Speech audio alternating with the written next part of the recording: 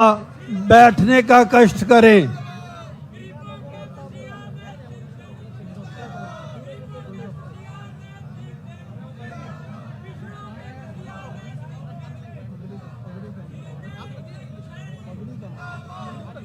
उठाओ ना, फिर आप उठाओ।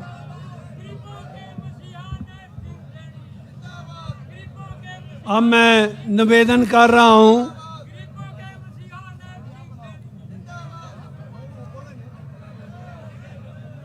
अब माननीय मुख्यमंत्री जी को श्री रणबीर गंगवा जी, रामचंद्र जांगड़ा जी, मदन चौहान जी, देवेंद्र पंचाल जी, रमेश्वर जी पगड़ी पहनाकर माननीय मुख्यमंत्री जी का स्वागत कर रहे हैं जोरदार तालियों से।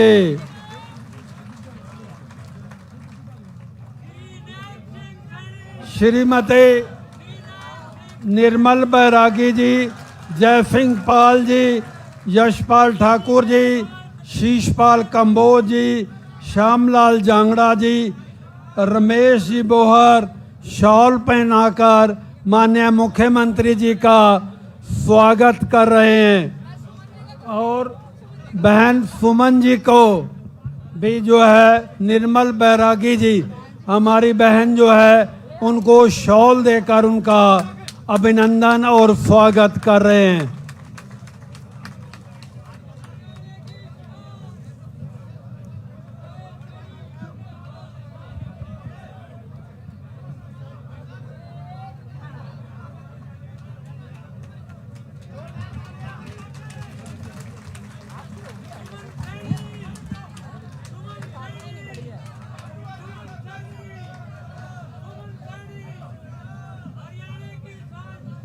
बैठिए बहन जी, बैठिए, बैठो बैठो, आराम से बैठो। कौन करता हूँ।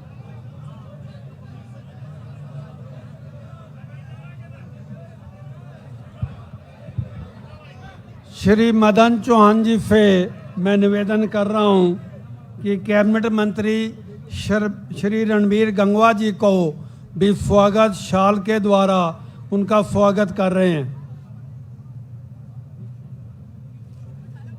फटाफट करो जल्दी।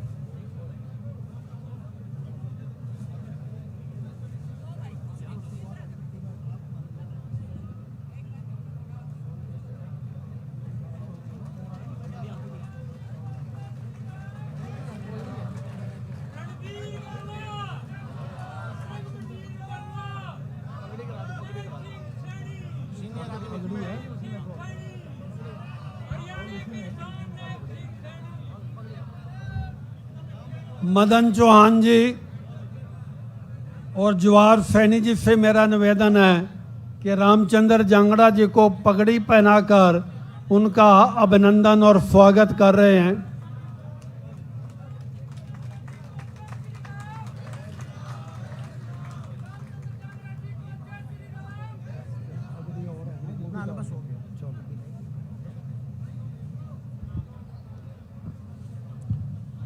आज के इस कार्यक्रम में मैं सबसे पहले श्री जवाहर सैनी जी से निवेदन कर रहा हूं कि वो आएं और हमारे मुख्यमंत्री जी का स्वागत करें। श्री जवाहर सैनी जी आएं और अपने विचार रखें। जवाहर सैनी जी।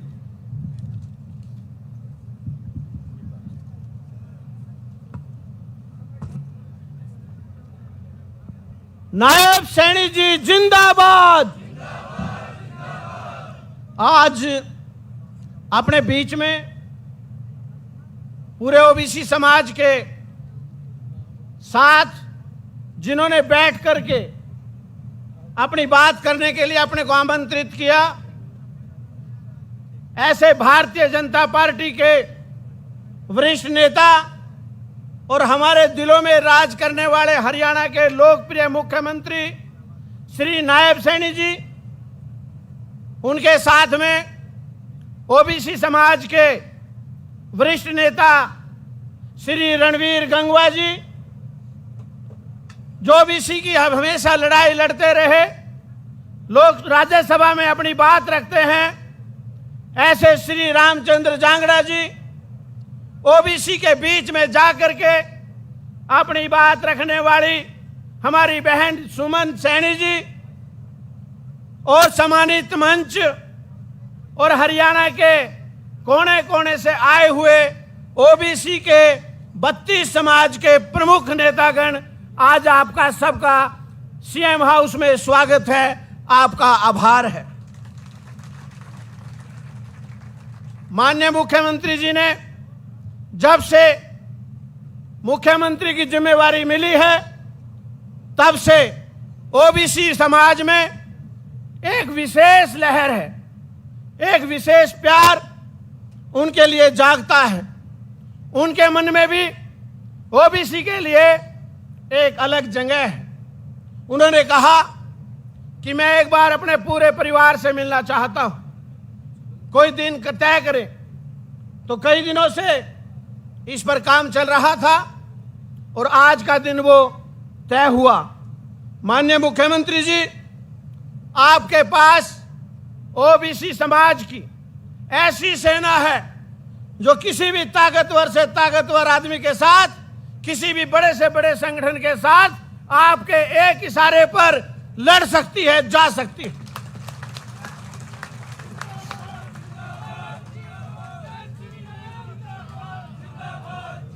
हमारे पास आपके साथ आपके हनुमान के रूप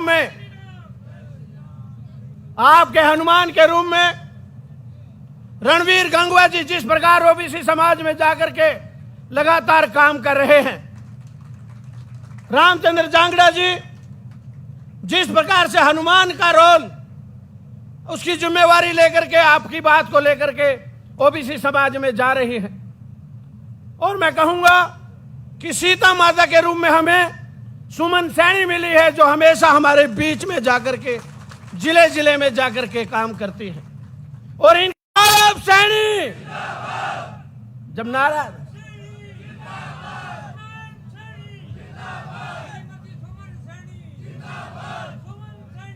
कार्यक्रम करेंगे, आज ये उसकी शुरुआत का स्टेट का पहला कार्यक्रम है। आप हाथ उठा करके बताएं ईमान से, दिल से, कि माननीय मुख्यमंत्री नायब सैनी जी जब से बने हैं अपने समाज में इज्जत बढ़ी है कि नहीं बढ़ी है? प्रशासन में अपना टोरा बढ़ा है कि नहीं बढ़ा है? लोग हमें सम्मान देते हैं कि नहीं देते हैं? और ये सब हुआ है जब हमने दुष्टों से राज छीन करके हमने खुद अपना राज बनाया है और नायब सैनी जी को उसका मुखिया बनाया, जो 18 से 20 घंटे अपने लिए जाग करके काम कर रहा है।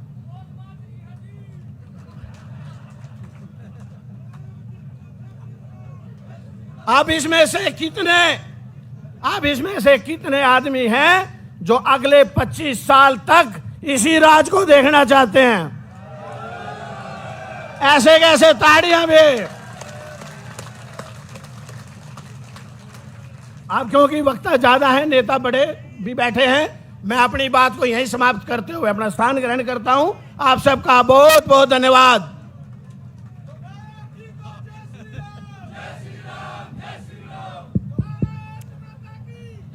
अब मैं निवेदन कर रहा हूं यमुनानगर के पूर्व मेयर श्री मदन चौहान जी से कि वो आए और 2 मिनट में अपनी बात रखें। श्री मदन चौहान जी।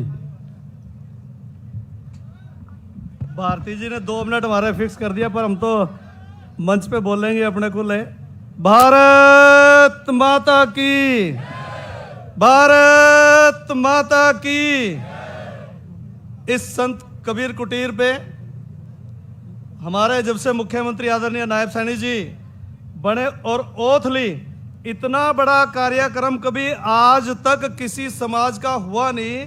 मैं हरियाणा के समस्त ओबीसी समाज को इसके लिए बहुत बहुत अभिनंदन भी करता हूं, अभिवादन भी करता हूं और साधुवाद भी देता हूं। इस कार्यक्रम के मुख्य अतिथि हमारे बहुत ही यशस्वी मुख्यमंत्री आदरणीय नायब सैनी जी, राज्यसभा में सांसद, ओबीसी के वरिष्ठ नेता आदरणीय रामचंद्र जांगड़ा जी, हमारे कैबिनेट मंत्री आदरणीय रणबीर गंगवा जी, आदरणीय जवाहर सैनी जी, जिन्होंने ये इस मुहिम को छेड़ने का काम, हजारों की तादाद में। मेरी और जवाहर जी की जब बात हुई कि संख्या कितनी रहने वाली है, इतनी रहने वाली है, इतनी रहने वाली है, इतनी रहने वाली है, और आज मुख्यमंत्री आवास का, आदरणीय मुख्यमंत्री जी, आप तो रोज यहाँ कार्यक्रम होते हैं, इससे बड़ा कार्यक्रम मैंने तो देखा नहीं पिछले 11 साल में। और भाइयों और बहनों, जब चुनाव चल रहा था ना, और आदरणीय नायब सैनी जी हरियाणा के मुख्यमंत्री बने, तो थोड़ी स्थिति डावाडोल सी थी। लेकिन मुख्यमंत्री ओथ लेते ही, जो ओबीसी समाज है ना, सरकारी आंकड़े में तो 27% है हम, पर मुख्यमंत्री जी हम 42% है। जब 42% लोगों ने ये सोच लिया कि मुख्यमंत्री है जो उड्डा, जो जलेबी जलूबी की बात करता था ना, उनके ट्रक से आ रहे थे, भाई हमने तो किसको मुख्यमंत्री बनाना, नायब जी को बनाना है, नायब जी को बनाना है। उनके लठ चल रहे थे, लठ वालों के, और हमारे वालों का प्यार चल रहा था। उसी से निकल करके जब हम जाने लगे बाजार में, लोगों के बीच में जाने लगे, वातावरण था कि हरियाणा का मुख्यमंत्री अगर कोई बनेगा तो आदरणीय नायब सिंह सैनी जी बनेंगे। मेरा इस मंच के माध्यम से इस हरियाणा के मुख्यमंत्री आदरणीय नायब सिंह सैनी जी से निवेदन है, और आपके निवास पर ही निवेदन है। आपने 8% आरक्षण राजनीतिक क्षेत्र के अंदर ए का किया, 5% बी का किया। आदरणीय मुख्यमंत्री जी, ये भी अधूरा आरक्षण है, इसको भी आप ही कर सकते हैं, आप ही करेंगे। और मित्रों, हमारा एक कार्यक्रम पंचकुला था, मैंने मंच के माध्यम से बात करी थी, लेकिन आपके नारे यूपी तक जाने चाहिए। कहीं सोचो यहीं तक रह जाए। भाई क्लास 1 क्लास 2 के अंदर 27% आरक्षण चाहिए नहीं चाहिए? चाहिए नहीं चाहिए? और पूरा कौन कर सकता है? पूरा कौन कर सकता है? हमें अधूरा आरक्षण पूरा चाहिएगा नहीं चाहिए? और हम राजा के घर आकर के राजा से डिमांड नहीं करेंगे तो किससे करेंगे?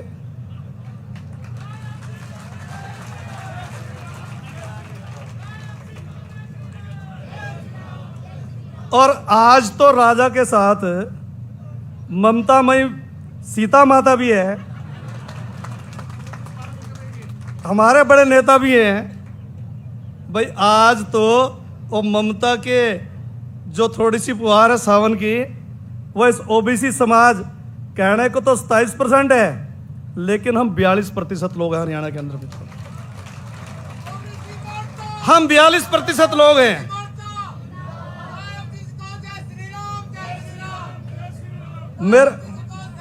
मेरा हरियाणा की जो 42% ओबीसी समाज है, इस जनता जनार्दन की तरफ से मैं निवेदन करता हूं, मुख्यमंत्री जी के सामने हाथ जोड़ के प्रार्थना करता हूं कि ये समाज आपके दर पे आज मांगने के लिए आया है, और आप यहां घोषणा कर दो जी जी करके सारे के सारे तीजों का त्योहार भी मना लेंगे, रखड़ी भी मना लेंगे, और ये खूब बरसात हो जाएगी।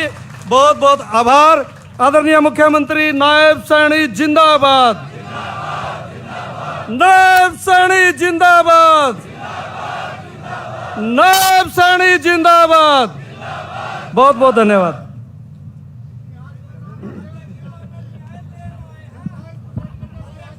अब मैं निवेदन कर रहा हूं बहन श्रीमती सुमन सैनी जी से कि वो आए, वो भी अपने विचार रखें। बहन सुमन सैनी जी।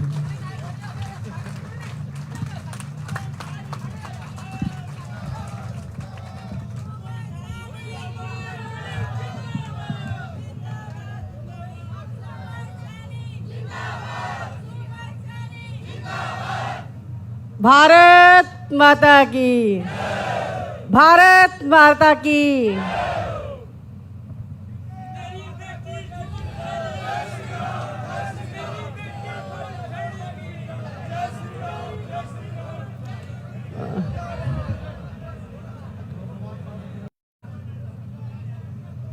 हमारे पूर्व में मेयर मदन चौहान जी, जिनसे भाई जवाहर सैनी जी, भाई सबको देख लिया मैंने, अब चुप हो जाओ थोड़ी सी देर। और मंच हसीन, आज संत कबीर कुटीर के अंदर सभी मेरे ओबीसी भाई बहनों का मैं बहुत बहुत स्वागत करती हूँ, बहुत बहुत अभिनंदन करती हूँ और आप सबका धन्यवाद करती हूँ कि जब माननीय मुख्यमंत्री जी मुख्यमंत्री बने तब मेरे को अपने ओबीसी भाइयों बहनों के पास जाने का मौका मिला और जब मैं जाती थी तो एक ही बात कहती थी भी भाई एक टांग पे तुम खड़े रहना, और आप सब ने मेरी बात का मान रखा, इसलिए आप सबका मैं बहुत बहुत धन्यवाद करती हूँ, बहुत बहुत आभार करती हूँ। और आप लोगों ने आज मेरे को जिम्मेवारी भी दी है, तो इस जिम्मेवारी के नाते मैं माननीय मुख्यमंत्री जी से निवेदन करूंगी भी जो भी मेरे भाई बहनों की मांग है इसको पूरा किया जाए।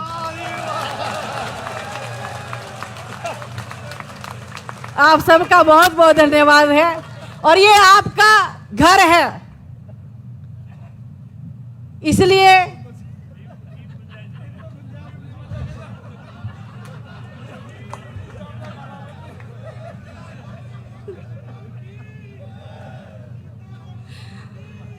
तो आप सबसे निवेदन करती हूं मैं कि आपका घर है ये मुख्यमंत्री जी का निवास तो है, पर ये आप लोगों का घर है, ये बात आप याद रखना।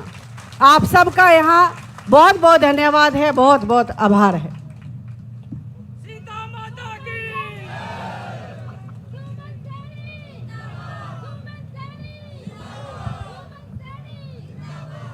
हिंदुस्तान की सबसे बड़ी पंचायत राज्यसभा के हमारे माननीय सदस्य श्री रामचंद्र जांगड़ा जी से सांसद हैं राज्यसभा के, उनसे भी मेरा निवेदन है कि वो आए, जो आपके समाज से हैं, अपनी बात रखें। श्री जांगड़ा जी।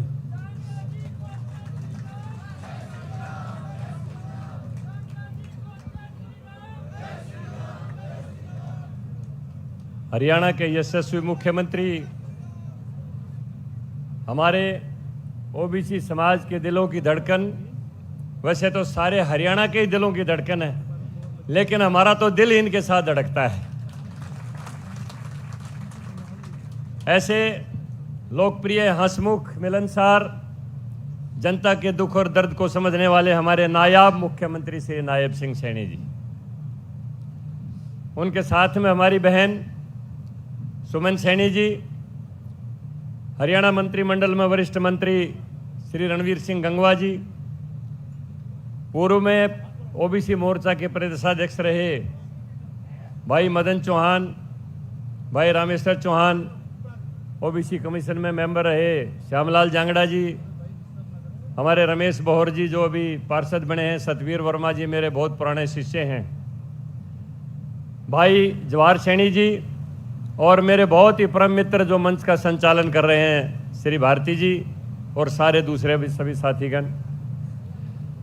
मुख्यमंत्री जी, आप जहां भी हरियाणा प्रदेश में जाओगे ये पिछड़ों का महाकुंभ आपको दिखाई देगा। पिछले दिनों भिवानी में महाराजा दक्ष प्रजापति की जयंती के ऊपर महाकुंभ के दर्शन आपने किए। उससे पहले कबीर जयंती के ऊपर यही नज़ारा आपने सरसा के अंदर देखा।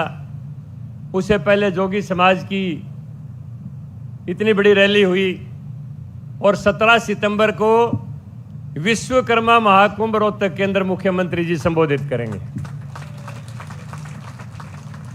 आप जहां जाओगे वहीं पर महाकुंभ होगा और इसके पीछे एक कारण है। जो कभी आजादी से पहले महात्मा ज्योतिबा फूले ने संकल्प लिया था कि मैं वो देखना चाहता हूं दिन जिस दिन कोई ओबीसी समाज का इस देश का प्रधानमंत्री बनेगा, जिस दिन ओबीसी समाज का इस प्रदेश का कोई मुख्यमंत्री बनेगा।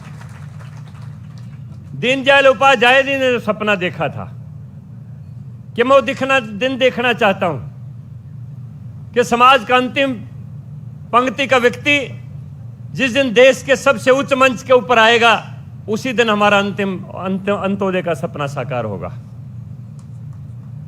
मैं बहुत ही छोटी उम्र से पिछड़ों के आंदोलन के साथ जुड़ गया था। सरदेव कर्पूरी जी ठाकुर के साथ मेरी 1975 में भेंट हुई थी। उनके सानिध्य में रहकर पूरे देश में जाने का मौका मिला। वो सोशलिस्ट नेता थे। अभी मदन चौहान जी कह रहे थे 42%। उन दिनों में लोहिया जी ने नारा लगाया था, पूरे देश का सर्वेक्षण करके संयुक्त सोशलिस्ट पार्टी बनी थी, जिसके अंदर रवि राय थे, कर्पूरी ठाकुर जी थे, लोहिया जी थे, चंद्रजीत यादव थे, रामनरेश कुशवाहा जी थे। काफी बड़े बड़े ओबीसी के लीडर थे पूरे देश से। और उन दिनों संयुक्त सोशलिस्ट पार्टी ने जब पूरे देश का सर्वेक्षण किया तो उन्होंने नारा लगाया था कि संसो पाने बांधी गांठ, पिछड़े पाए 100 में 60। ये 42 नहीं है, ये 60 है।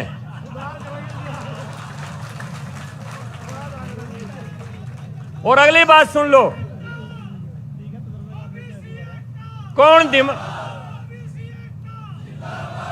और अगली बात सुन लो भाई, कौन दिमान जांगड़ा सुथार ऐसा है जो चढ़ाई पर भी जाता हो तो जिसके साथ 3 मजदूर काम ना करते हो? किस सैनिक की वर्कशॉप, किस लोहार की वर्कशॉप ऐसी है जो काम करता हो उसके साथ 10 आदमी और काम ना करते हो? एक के सारे आर्टिजन लोग हैं, सारे के सारे मेहनत कश लोग हैं।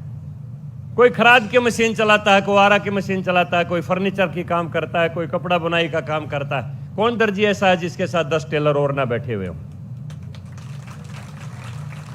इसलिए मदन चौहान 42 ने भी भूल जा और 60 ने भी भूल जा, हम 80% किसी ने आने को नहीं देवा गया। और हम जब साथ खड़े हो गए, 10 साल, 20 साल, 25 साल की बात ही छोड़ दो, जब तक ये दुनिया रहेगी पिछड़ों का राज रहेगा। क्यों? ताकत हमारी है, वोट हमारी है। ये तो कांग्रेस ने एक बुलेखे का चश्मा लगा रखा था, इनको सब्सिडी का जीवन दे दिया। आजादी के बाद इनके उत्थान के लिए योजनाएं नहीं बनी। क्योंकि मैं 1980 में जिस समय मंडल कमीशन की रिपोर्ट आई और इंदिरा गांधी संयोग से दोबारा देश की प्रधानमंत्री बनी, उस समय कर्पूरी जी ने आंदोलन चलाया था, उनके साथ पूरे देश में हम गए थे मंडल कमीशन की रिपोर्ट को लागू करवाने के लिए। उस समय हमारी आंखें खुली थी कि कांग्रेस ने इनको बंधुआ बना रखा था। तुम्हें 2 रुपये किलो चावल दे देंगे, 3 रुपये किलो आटा दे देंगे, 12 रुपये लीटर मिट्टी का तेल दे देंगे, 15 रुपये किलो दाल दे देंगे, कन्यादान की राशि दे देंगे, लड़की जाएगी स्कूल में उसको अलग से स्टाइफंड दे देंगे, बच्चा जाएगा उसको बस्ता दे देंगे। लेकिन ये कांग्रेस ने नहीं कहा 100 में से 80 तुम्हें राज भी दे देंगे, यानी राज खुद करेंगे और वोट ओबीसी देगा। लेकिन अब पूरे देश का ओबीसी जागृत है, वोट हम देंगे तो राज भी हम ही करेंगे, कोई दूसरा नहीं करेगा। और जिस दिन से हमारे नायब सिंह सैनी जी हरियाणा प्रदेश के मुख्यमंत्री बने, अभी जवाहर सैनी जी हाथ उठवा रहे थे, पिछड़ों में विशेष जागृति है, साहस है, उनके अंदर कॉन्फिडेंस आया है। लेकिन फिर भी बहुत सी बातें हैं, अभी कुछ लोगों की आदत खराब है, वो भी सुधर जाएगी। कुछ रिटायर हो जाएंगे, कुछ जेल में चले जाएंगे, कुछ अपने आप हो जाएंगे ठीक है लोगों की आदत। अभी मैं गंगवा जी को बता रहा था, कल कुम्हार समाज के लोग सोनीपत में एक गांव है फरवाना माजरा, मेरे पास आए। वहां बर्तन बहुत अच्छे बनाते, मैं कई बार उनके घर जाता रहा। मैंने कभी काम धंधा ठीक चल रहा है? बोला जांगड़ा जी कहां ठीक चल रहा है, हमारे जितने आवे थे सरपंच ने उनको साफ करके जेसीबी से वहां पर तो तालाब बनवा दिया। अब कहां हम मिट्टी के बर्तन पकाएं। इस तरह की घटनाएं आज भी होती हैं, लेकिन हमें यह है, कॉन्फिडेंस है कि हमारे मुख्यमंत्री ऊपर बैठे हैं तो कोई अन्याय करेगा नहीं, और करेगा तो उसको भुगतना भी पड़ेगा, और धीरे धीरे वो लोग भी सुधर जाएंगे। मैं एक बात तो सलाह ये देता हूं मुख्यमंत्री जी, मंच के माध्यम से, ये महाकुंभ पूरे हरियाणा प्रदेश का बैठा है। जैसे महिला आयोग के पास अधिकार है, जैसे एससी आयोग के पास अधिकार है, ओबीसी आयोग में भी और एक्स्ट्रा मेंबर बना के उसको भी ये अधिकार दे दो, अगर कोई पंच सरपंच जुल्म करे तो उसको गिरफ्तार करने की पावर हो। कोई गांव में किसी के ऊपर कोई जाति हो, गरीब आदमी के ऊपर, तो ओबीसी कमीशन को इतनी पावर हो, वैसे तो आप बैठे हो पावरफुल, लेकिन आप तक सारी दुनिया नहीं भी पहुंच सकती, तो ओबीसी कमीशन वहां पर जाके संज्ञान ले ले और उस आदमी के खिलाफ कानूनी कार्रवाई हो जाए। दूसरी बात जो भी मदन चौहान जी कह रहे थे, और बहन जी ने जब मोहर लगा दी तो हमें कोई इसमें कोई संकोच रहा ही नहीं। ये 16-11 का अनुपात क्लास 1 और 2 में भी कर दो। जिस दिन क्लास 1 अफसर हमारे पिछड़ों के बन जाएंगे, आधा भय तो अपने आप मिट जाएगा। क्यों? क्लास 1 अफसर ही हैं जो जाति करते हैं, उनके पास ही कलम की ताकत होती है, और जब ये ताकत पिछड़ों के अफसरों के पास आ जाएगी तो फिर आधी तो आपकी भी समस्या मिट जाएगी, हमारी भी समस्या मिट जाएगी। सारा दिन मेरे पास कोई ना कोई डेपुटेशन आया रहता है, हमारे आवे साफ कर दिए, हमारे घर डुबा दिए, हमारी गली पे कब्जा कर दिया। क्योंकि मुख्यमंत्री जी, ये बात कई बार समस्या आई।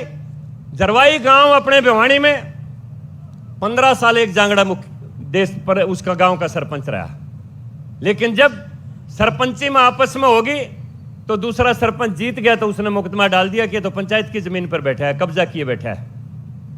पूरे प्रदेश में एक व्यवस्था थी, जिस गांव में खाती नहीं होता था खाती लाके बसा दिया, पंचायत की जमीन दे दी। कुम्हार नहीं होता था, कुम्हार लाके बसा दिया, पंचायत की जमीन दे दी। लोहार नहीं होता था, लोहार लाके बसा दिया, उसको पंचायत की जमीन दे दी। वो लोग काबिजदारी नहीं है, वो कब्जादारी भी नहीं है, वो तो गांव में बसाए हुए लोग हैं।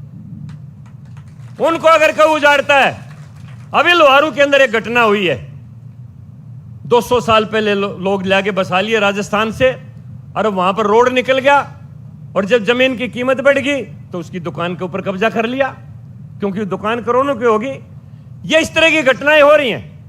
ये आपके हमें ऊपर हमें पूरा भरोसा है कि हमें न्याय मिलेगा, आपके बैठे हमें चिंता भी नहीं है, लेकिन मैं फिर यही कहता हूं कि इस किस्म की घटना ना हो, ओबीसी कमीशन को इतना ताकतवर बना दो। मैं बहुत ज्यादा लंबा विषय ना कहते हुए, आज मुख्यमंत्री हमारे हैं, और भाई एक बात याद रखो, सबके काम एक आध बार नहीं भी होया करते। ये 1977-78 की बात है, या 79 के होंगे, चौधरी चरण सिंह देश के प्रधानमंत्री बन गए, 79-80 की बात है। तो रोहतक में आए थे, तो एक हेलीकॉप्टर पहले उतर गया, प्रधानमंत्री का प्रोटोकॉल होता है, दूसरा ऊपर इतना चक्कर लगाता रहा, तो एक चौधरी साहब खिंड का तार के हरियाणा नू घुमाने लग गया। मैं बोला भाई तने जाना है? बोला मैंने तो यो है बहुत संतोष है, जाट हवा में घूमने लग रहा। तो हमने तो यो है बहुत संतोष है कि नायब सिंह सैनी हवा में घूमने लग रहा। हमारे हाथ में कलम आ रही है, कलम हमारे हाथ में है, तो हमें कोई दिक्कत नहीं है। काम 1 साल बाद हो जाएंगे, 2 साल बाद हो जाएंगे, 3 साल बाद हो जाएंगे, लेकिन ये पक्का यकीन है, ये पिछड़ों का पूरा शपथ है, आपको हिलने नहीं देंगे। आप जब तक रहना चाहोगे तब तक रखेंगे। आप न्यू कह दोगे ना भाई बहुत हो लिया, मैंने अब छोड़ दो, मैं बूढ़ा हो लिया, फिर बेशक बकस दे, नहीं तो आपको मुख्यमंत्री रखेंगे। तो मैं इन्हीं शब्दों के साथ परमात्मा से प्रार्थना रखते हुए कि आपको लंबी आयु दे, स्वस्थ आपका जीवन रहे, और इन ओबीसी समाज को जो वर्षों से जो एक सपना लेके बैठे थे महात्मा ज्योतिबा फूले का, दीनदयाल उपाध्याय का, उस सपना आपके माध्यम से जो साकार हुआ है, वो इसी तरह सपना लंबा चले और वो सार्थक हो और इनको अधिकार मिले, और आप लंबा जीवन जीते हुए इन सब की सेवा करते रहें। बहुत बहुत धन्यवाद। जय हिंद। हमारे बीच में श्री सतबीर जांगड़ा जी गांव भाना के रहने वाले हैं, उनसे मेरा निवेदन है कि कृपया मंच पर आएं। इन्होंने 2019 में कांग्रेस प्रत्याशी के तौर पर चुनाव लड़ा था और 2024 में निर्दलीय प्रत्याशी के तौर पर हल्का पूंडरी से चुनाव लड़ा था। तो माननीय मंत्री जी रणबीर गंगवा जी उनको आज भारतीय जनता पार्टी में शामिल करवा रहे हैं। इनका हार्दिक अभिनंदन है, इनका हार्दिक स्वागत है।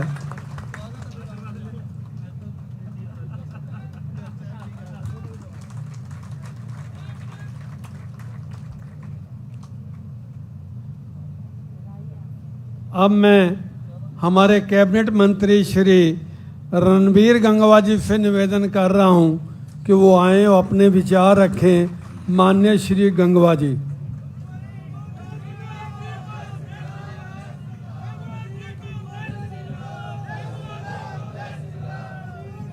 भारत माता की। बहुत ही आदर व सम्मान के योग हरियाणा प्रदेश के यशस्वी मुख्यमंत्री, पिछड़ों के, वंचितों के, दलितों के मसीहा आदरणीय नायब सैनी जी, किसी भी व्यक्ति के सफलता के लिए उसके सफलता के पीछे यूँ कहते हैं कि औरत का हाथ जरूर होता है। और ऐसी हमारे बीच में हमारी बहन जिन्होंने नायब सैनी जी को सफलता दिलवाने में अपना योगदान देने का काम किया, आदरणीय श्रीमती सुमन सैनी जी, मंचासीन जो भी आपके बीच में बोल करके गए, राज्यसभा सांसद रामचंद्र जांगड़ा जी, हमारे यमुनानगर के पूर्व मेयर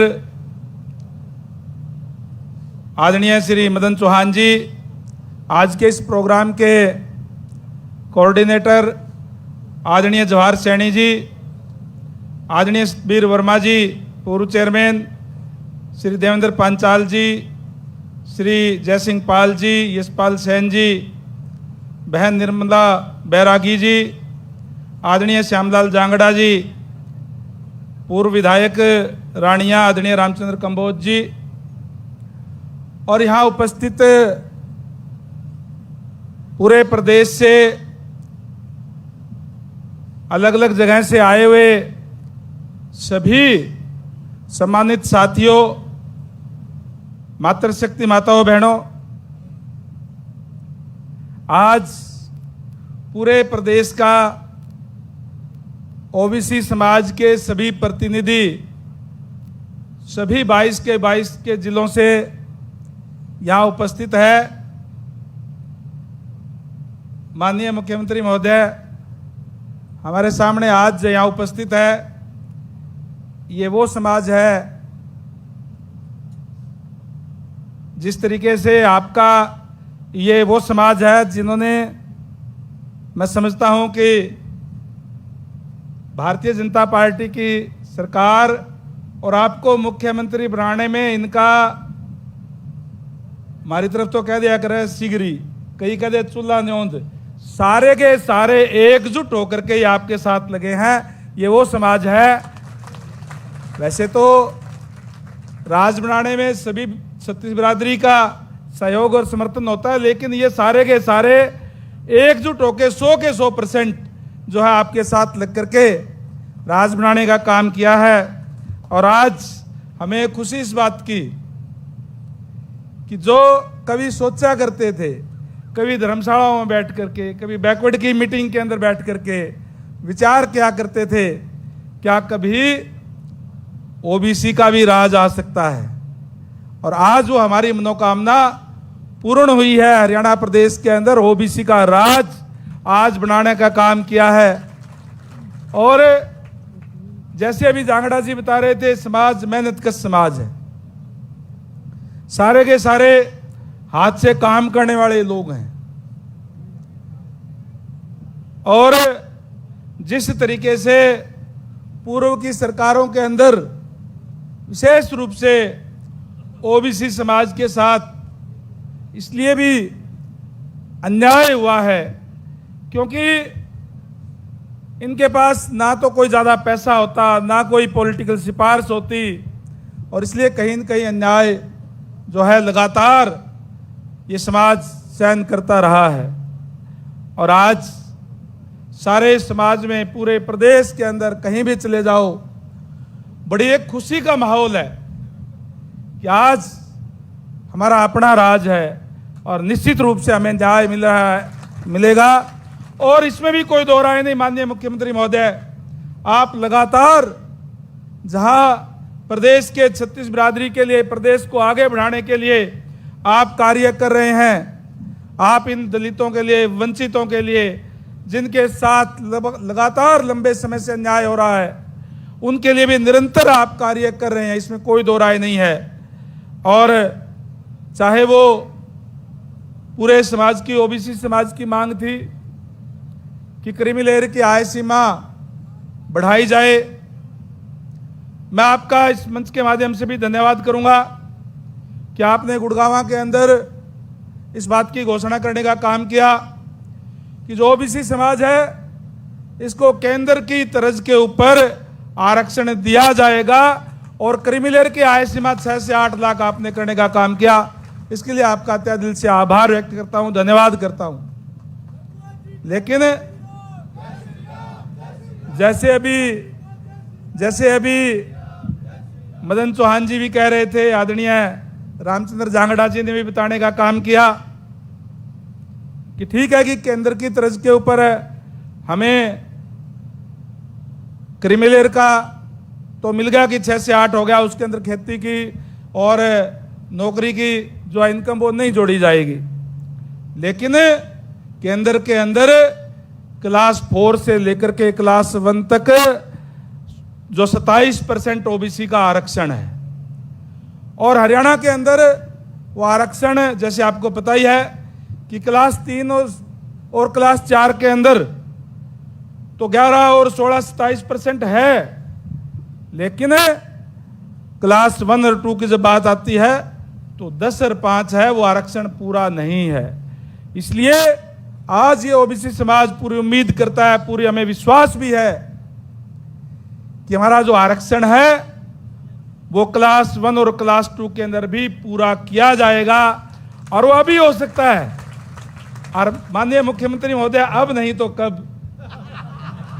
जब अभी नहीं होगा तो फिर कब होगा? और मुझे याद भी है माननीय मुख्यमंत्री महोदय, पीछे चुनाव से लगभग 2 साल 1.5 साल पहले माननीय मनोहर लाल जी से हम मिले थे, और उन्होंने इस बात का उन्होंने कहा कि आप लोग जो बैकवर्ड के लोग हैं, ओबीसी के लोग हैं, वो इकट्ठे होकर के कोई न कोई आपकी वो सूची बनाएं कि क्या क्या समस्याएं आप लोगों की है, उस पर बैठ करके विचार करेंगे, उसको दूर करने का काम करेंगे। उसके अंदर मैं भी था, मदन जी भी थे, आप भी उसमें मेंबर थे, माननीय मुख्यमंत्री महोदय, रामचंद्र जांगड़ा जी भी थे, मंत्री थे हमारे अभय यादव जी, सीताराम यादव जी। हमने सारों ने बैठ करके एक बार तो आपके निवास पे, दिल्ली निवास पे हमने मीटिंग की थी, और डेरा गोकर्ण के अंदर की थी। एक बार मेरे निवास पे, यहाँ जो डिप्टी स्पीकर का मेरा निवास था, वहाँ पे भी हमने मीटिंग की थी, और सारे वो पॉइंट बना लिए थे हमने कि ये दिक्कत परेशानियां ओबीसी समाज की है, क्योंकि लंबे समय तक इनके साथ अन्याय होता हुआ है। और ये समाज वो समाज है, कोई ज्यादा कोई चेष्टा भी नहीं करता कि कोई किसी दूसरे का कोई अधिकार कोई मांगता हो। ये तो कहते हैं कि हमें अपना अधिकार दे दें, बस केवल वो इनका जो राइट बनता है उसकी बात केवल थी। वो इन बिटवीन जो है, क्योंकि चुनाव नजदीक आते गए, आपसे मीटिंग हुई, हमने कहा था कि माननीय मुख्यमंत्री महोदय से समय लेंगे, उसके बाद में आपको प्रदेश का अध्यक्ष बना दिया गया। बड़ी खुशी हुई पूरे समाज के अंदर कि आज हमारा प्रदेश का अध्यक्ष जो है वो ओबीसी समाज का है। और सारे जिलों के अंदर आपको जाने का, क्योंकि जाना ही था, नए जब बने आप तो संगठन को देखना था।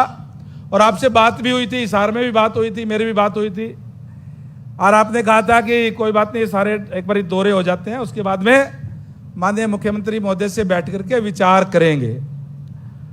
और वो टाइम लेने से पहले ही मैं धन्यवाद करूंगा परमपिता परमात्मा का, भारतीय जनता पार्टी के हमारे शीर्ष नेताओं का, कि हमारे में से जो कमेटी के जो सदस्य थे, जो समस्याओं को देख रहे थे कि क्या क्या समस्याएं हैं इस पिछड़ा वर्ग की, उनको दूर करनी है, मुख्यमंत्री महोदय से मिलकर के उन्हीं में से मुख्यमंत्री बना दिया और आपको सीट पे आज आप विराजमान हैं। तो मैं समझता हूं कि आपको ज्यादा बताने की भी जरूरत नहीं है।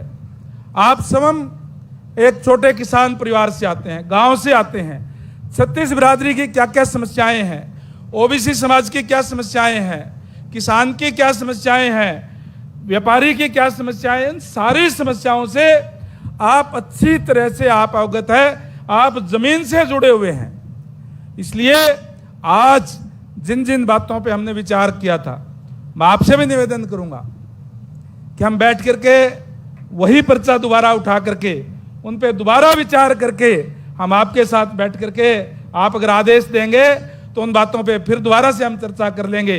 ज्यादा कोई बात नहीं है। देखिए, जो ओबीसी समाज है उसमें से जो कार्य है, चाहे विश्वकर्मा कि कोई भी आप कोई बोर्ड का मेंबर बना करके, कोई उसका जो चेयरमैन बना करके उसका गठन हो जाए। जैसे अभी जांगड़ा जी ने कहा कि ओबीसी का जो हमारा कमीशन है उसको और मजबूत किया जाए।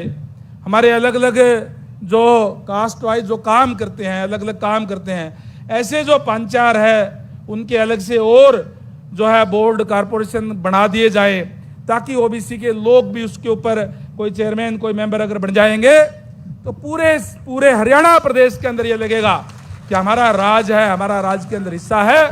और आपका वजन भी कम होगा माननीय मुख्यमंत्री महोदय, क्योंकि इसमें कोई दो राय नहीं। आपने जब से आप मुख्यमंत्री बने हैं, मुख्यमंत्री जो सीएम हाउस है इसके आपने गेट खोले हुए हैं, कोई भी कभी भी मिल सकता है, इसमें कोई दो राय नहीं। लेकिन ये जो छोटी छोटी समस्याएं हैं, आप अपनी जो टीम बनाएंगे, आप जो इन लोगों में, इन जो हमारे सामने बैठे हुए लोगों में से कुछ लोगों को जब जिम्मेदारियां दे देंगे तो आपका बोझ वो हल्का करने का काम करेंगे।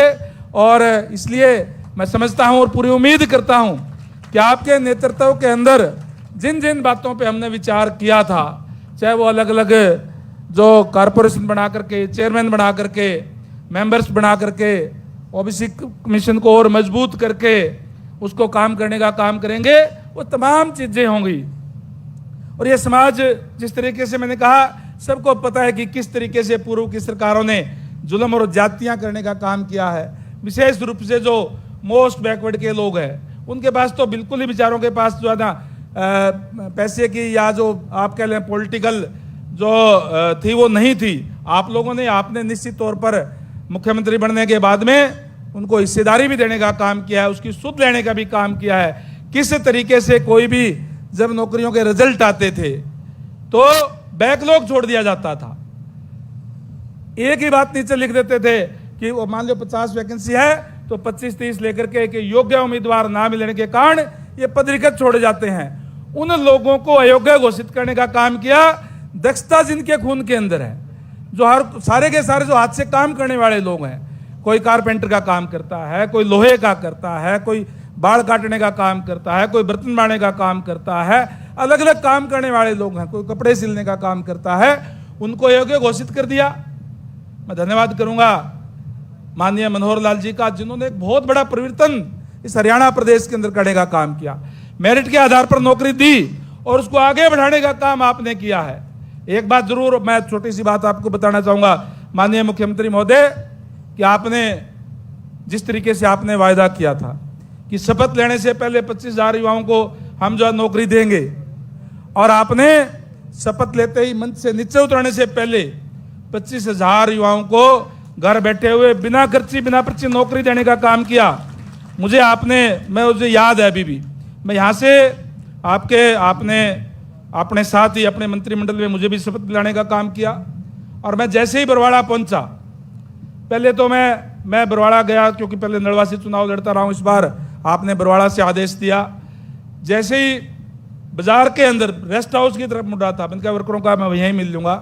एक मेरे ख्याल से 2000 की भी कोई उसमें सब्जी नहीं थी रेडी के ऊपर, मूंग के लड्डू लिए हुए खड़ा। मुझे बड़ा हुआ कि यार 1000 रुपये कम से कम लगे होंगे मूंग के लड्डू के, 700-800 जरूर लगे होंगे, छोटा सा कोई रेडी वाला है। अरे मैंने कहा यार मैं तेरे को लड्डू खिलाता, मैं तो नड़वा से अभी आया था, आप लोगों ने मेरे को वोट दे दिए, जिता दिया, आपने क्यों पैसे खर्च किए? बोला जी जो कल रिजल्ट आया है मेरा बेटा उसके अंदर ग्राम सचिव लगा। इस तरीके की व्यवस्था। और अभी यहाँ बैठे हुए हैं जी, मैं आपको बता दूं, राजली गांव है मेरे हल्के के अंदर, राजली गांव में नाई कास्ट से जो मजदूरी का काम करता है, जो जिसको चेजी पर जाता है जी, तगारी डालता है, 3 बच्चे उसके, तीनों इंटेलिजेंट थे, गांव में ही पढ़ते थे और कोई चारा नहीं था। वो मालिया जीर, वो अजय कांत जांगड़ा जीर बैठे यहाँ पे, 3 बच्चे तीनों के तीनों इसके अंदर सिलेक्ट हुए जी। जिस जो मजदूर का बेटा है और उसके तीनों बच्चे लग गए, जिसको ठीक तरीके से गांव का सरपंच ना जानता हो, वार्ड का एमसी ना जानता हो, एमएलए, मंत्री, मुख्यमंत्री तो दूर की बात है, ये व्यवस्था आपने देने का काम किया है। इसके लिए पूरा ओबीसी समाज आपका आभारी है। आपसे केवल यही दोबारा मैं गुजारिश करूंगा कि जो विचार हमने बैठ करके किया था, हम सब ने बैठ करके, माननीय मुख्यमंत्री महोदय आपके साथ बैठ करके, वो जो थोड़ी बहुत कमी है वो लगातार आप पूरी कर रहे हैं, इसमें कोई दो राय नहीं, हमें इस बात की चिंता नहीं है। आज हमें मांगने की जरूरत नहीं पड़ती, हमें जो कुछ चीज याद नहीं रहती वो भी आप देने का काम करते हैं माननीय मुख्यमंत्री, क्योंकि आप स्वयं नीचे से आए हो, आपको पता है निश्चित रूप से। लेकिन फिर भी कोई जो रह गई है वो भी हम चाहेंगे कि आपके साथ बैठ करके विचार करके उनको भी पूरा करने का काम करेंगे। और निश्चित रूप से आज ये पूरा ओबीसी समाज आपके साथ है। और आज तो अभी तो काउंटिंग होने लग रही है, बिल्कुल ठीक है, मदन जी कह रहे थे 42% है, जांगड़ा जी उससे भी आगे बढ़ करके कह रहे थे 60% है। मैं समझता हूं कि इसमें तो कोई दो राय नहीं कि जो 27% है इससे तो बहुत ज्यादा है, 42 भी हो सकता है, 45 भी हो सकता है हमारा समाज, 50% भी हो सकता है। आज तो काउंटिंग, जनगणना, हमारे देश के यशस्वी प्रधानमंत्री नरेंद्र मोदी जी ने इस बात का फैसला ही ले लिया कि जनगणना जातीय आधार पर होगी, तो निश्चित रूप से अब पता भी चल जाएगा, आंकड़े भी हमारे सामने आ जाएंगे सारे के सारे। एक बात और कहकर के अपनी बात को विराम दूंगा। ओबीसी समाज के साथ, जैसे मैंने पहले कहा, बहुत अन्याय हुआ है, पॉलिटिकल सिफारिश नहीं थी, पैसे नहीं थे, इसलिए जो बैकलॉग रह गया है उसको भी पूरा करने का काम आप करें, ये जरूर मैं आप लोगों से आपसे निवेदन करूंगा।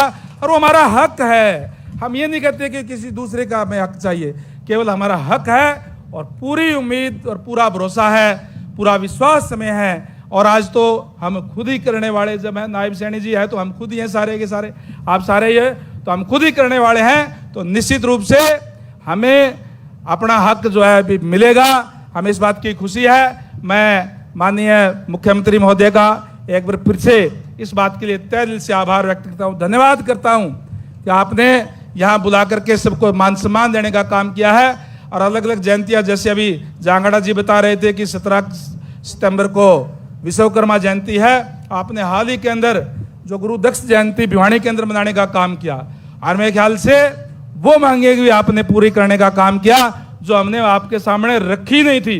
उसके लिए भी मैं पूरे समाज का तरफ से, पूरे ओबीसी समाज की तरफ से आपका तहे दिल से आभार व्यक्त करता हूं, धन्यवाद करता हूं। धन्यवाद। जय हिंद, जय भारत।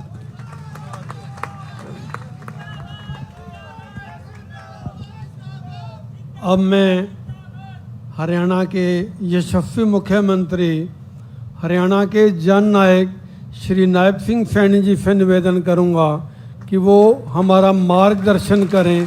श्री नायब सिंह सैनी जी।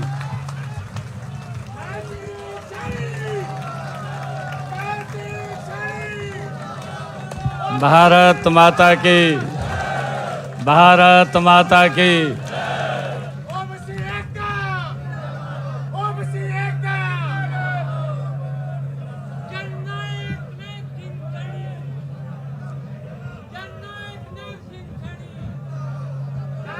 बहुत ही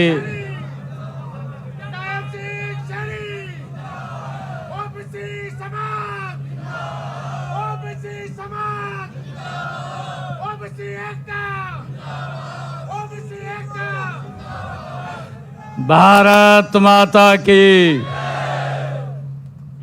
बहुत ही सम्मान के योग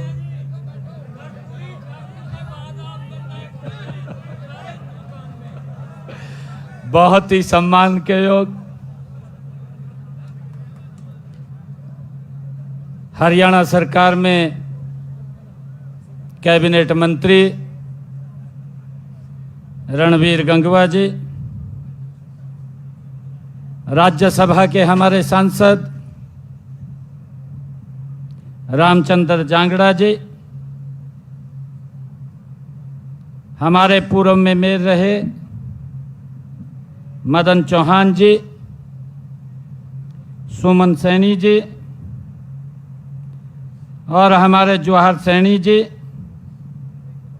सतवीर वर्मा जी, देवेंद्र पांचाल जी, हमारे डीएनटी के चेयरमैन जय सिंह पाल जी और हमारे केस कला बोर्ड के चेयरमैन यशपाल सैन जी, श्रीमती निर्मला बैरागी जी, श्यामलाल जांगड़ा जी, पूर्व विधायक रामचंद्र काम्बोज जी,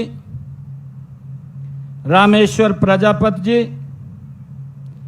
श्रीमती शारदा यादव जी, रमेश बोहर जी, मंच पर विराजमान ओबीसी समाज के हमारे नेतागण, आज हरियाणा के कोने कोने से ओबीसी समाज के ये साधारण व्यक्ति नहीं हैं जो आज यहाँ पर आए हैं। आप एक एक व्यक्ति अपने अपने स्थान के ऊपर, अपने अपने क्षेत्र में, अपने अपने जिला प्रदेश में एक महत्वपूर्ण स्थान रखता है और आप सब इतनी भारी संख्या में आए हैं। संत कबीर कुटीर में आप पधारे हैं। वैसे तो आपका घर है, फिर भी मेरी जिम्मेवारी बनती है आप सबका मैं दिल से यहाँ पधारने पर बहुत बहुत स्वागत और धन्यवाद करता हूँ।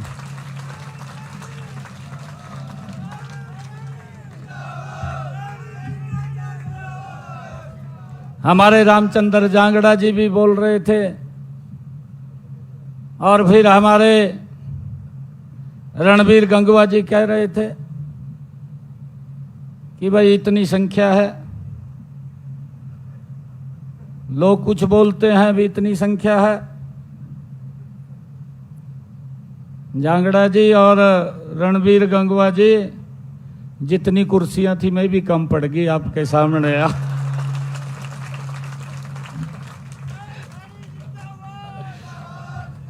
इवांकलन आपने लगाना है कि हमारी संख्या कितनी है।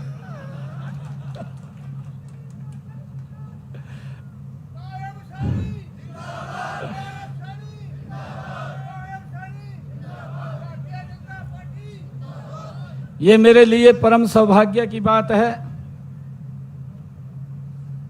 आप सबका आज मुझे यहां स्वागत करने का मौका मिल रहा है।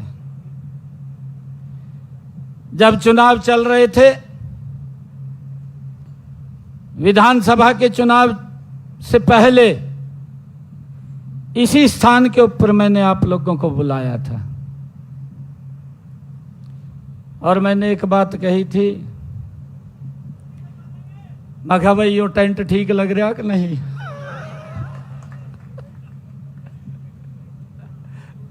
कही थी ना।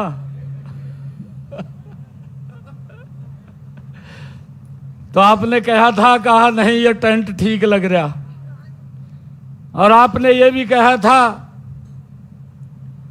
ये तो हमारी संस्कृति है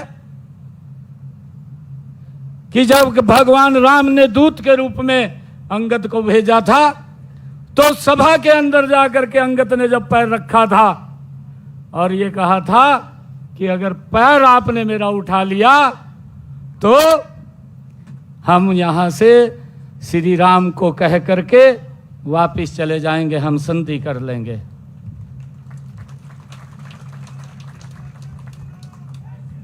परंतु मैंने आप लोगों को पूछा था और आपने ये कहा था कि अंगद का पैर है। सारी दुनिया बोल रही थी, कहा हवा बदल गई।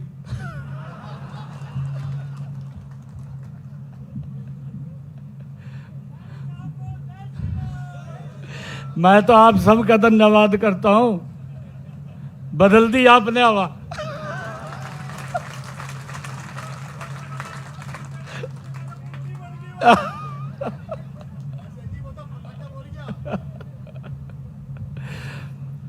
हवा बदल दी आपने।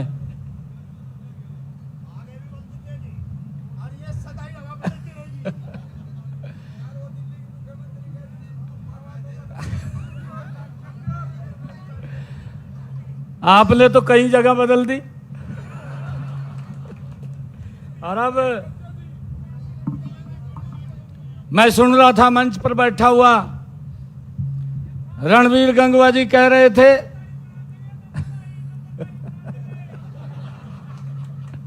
भाई तो जो मर्जी बनाए तो मैं थरी गेल हूं।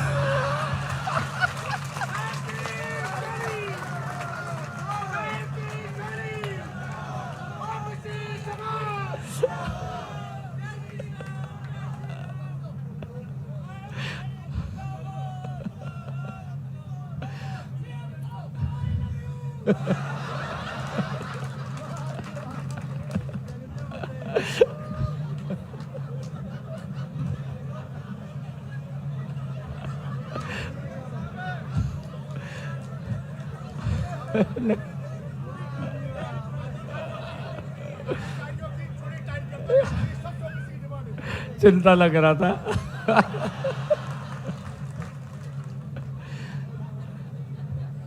रणबीर गंगवा जी कह रहे थे, कहा ये बात बोल देते थे, कहा हमें कैपेबल व्यक्ति नहीं मिला और इसके कारण से ये पोस्ट हम खाली छोड़ते हैं, किसी और को देते हैं। हम भी सोच ले थे वो भाई कोई कैपेबल नहीं होगा, सोच ले थे ना। अरे ये आपका ही तो समाज का बच्चा है जिसने इस भारत को दुनिया में चमका दिया है।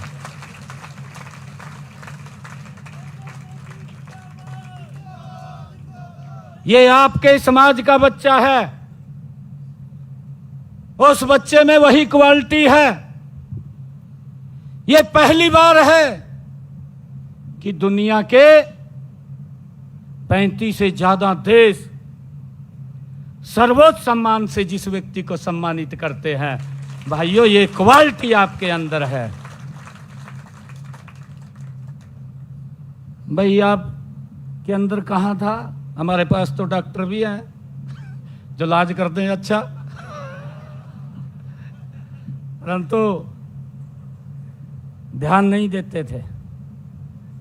एवं भी सोच लेते थे भी नहीं होगा। हमारे पास प्रोफेसर भी हैं, हमारे पास डॉक्टर भी हैं, हमारे पास इंजीनियर भी हैं।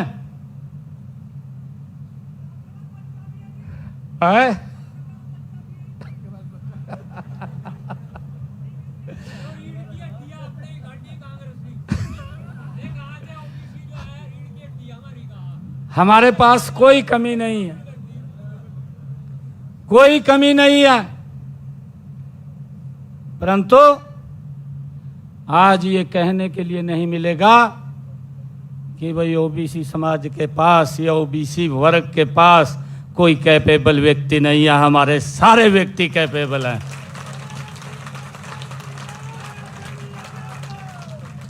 कैसे कह सकते हैं?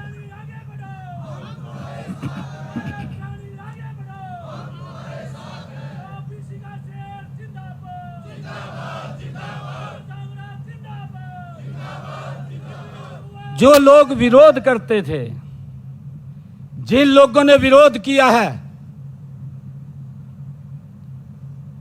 ये पीढ़ियों से विरोध किया है। एक व्यक्ति ने विरोध नहीं किया, पीढ़ियों से विरोध किया है। ओबीसी को तो वोट बैंक के रूप में इस्तेमाल करते थे, ओबीसी को तो रैलियों में बुला करके अपनी हवा बनवाने का काम करते थे।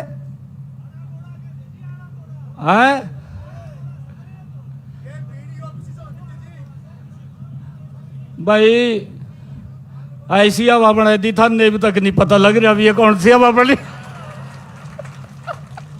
नहीं पता चल रहा।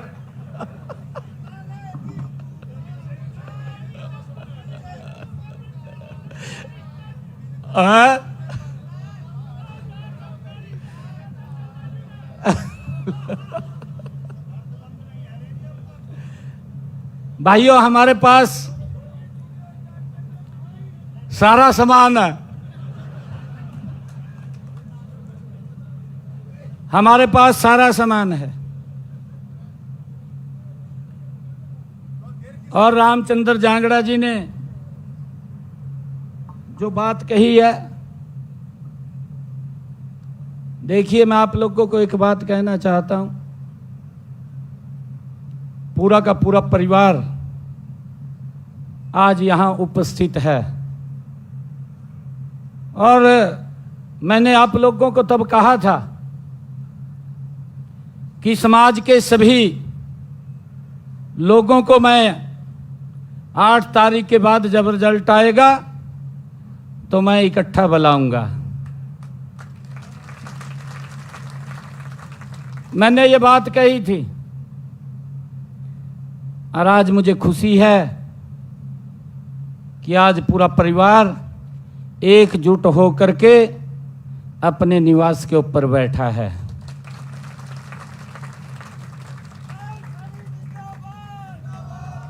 और मैं आप लोगों को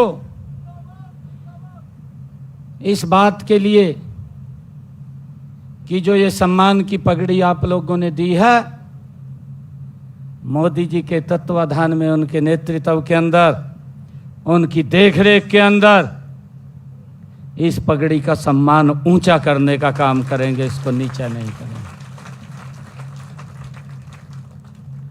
इस पगड़ी के अंदर आपकी मेहनत है, इस पगड़ी के अंदर आपका पसीना है। उस मेहनत पसीने को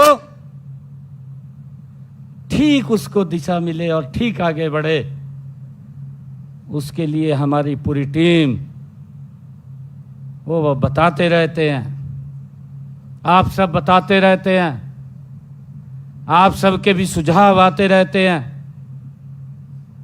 और उन्हीं सुझावों को लेकर के हम आगे बढ़ते रहते हैं। हम इसको कमी नहीं आने देंगे। मैं आप सबका इसलिए भी धन्यवाद करता हूं कि ये पहली बार हुआ हरियाणा के अंदर कि भाई जहां ये बात बोलते थे, कहा यहां तो पानी नहीं निकलेगा, वहां पानी काट दिया था हमने, काट दिया नहीं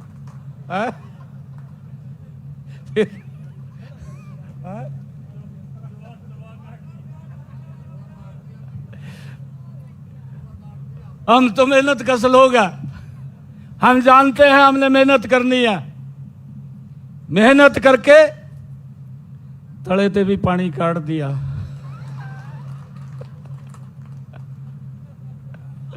नहीं तो यही सोच रहे थे,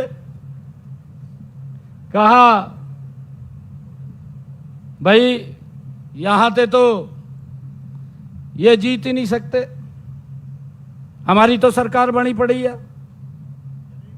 आपके सामने है।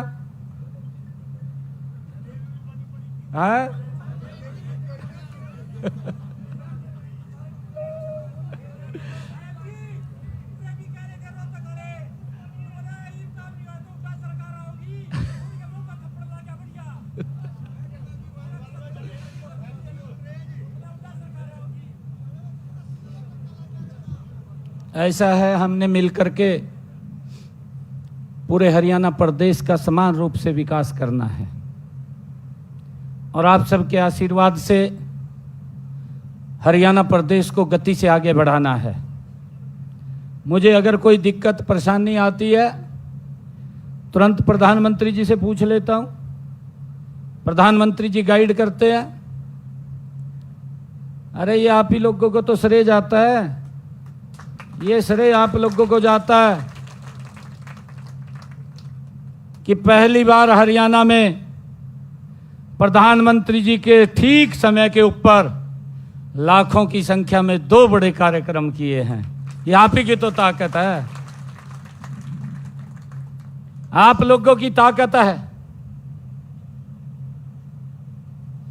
और प्रधानमंत्री जी के नेतृत्व में हम प्रदेश को गति से आगे बढ़ाएंगे। बहुत सारी योजनाएं हैं, जिन योजनाओं का नीचे लाभ पहुंच रहा है। अभी रणबीर गंगवा जी बात कर रहे थे कि भाई गरीब आदमी तो पहले जुतियां टूट जाती, बच्चा नौकरी नहीं लगाता। गरीब आदमी ने तो अंदर भी नहीं बढ़न देते, बढ़न देते है, अंदर भी नहीं घुसन देते। मेरे तो ध्यान में है क्या स्थिति बना थी, पता आप सबनों भी है। अगर किसी बच्चे का इंटरव्यू आ जाता, माँ बाप देखता था भाई कौन आदमी है जो विधायक मंत्री का और मुख्यमंत्री के खास आदमी है, उसके पास पूरे गांव को इकट्ठा करके ले जाता, अपने मोहल्ले को इकट्ठा करके ले जाता। बेटे का इंटरव्यू आया और बेटा लग जाए, चलो उसके पास चलते हैं। मारी गेल क्या बना थी, मैं वो सुना रहा बात, यही बना थी मारी गेल। फिर हम इकट्ठे होकर उस पर जाया कराते और यो कह देता, कहा भाई कार कर ले, कार में जाएंगे, कहा मंत्री को मिलकर आवांगे चंडीगढ़, तेरे बेटे की बात करके आवांगे। ये वो कार कर लेता, 8-10 हजार रुपये कार पर लगाते। फिर कह देता भाई कहा नाश्ता भी करवा दे, कहीं होटल पर रोक कर नाश्ता करवा देते, चाय चुए भी वहां शाही पनीर खड़ा देते रणबीर गंगवा जी कहा शाही पनीर मंगवा ले, कहा ये आपकी मजबूरी थी, आपने तो हाथ खड़े कर रखे थे जो मर्जी मंगवा ले भाई, पर मेरा छोरा लगवा दे। थी ना स्थिति, यही थी ना। और फिर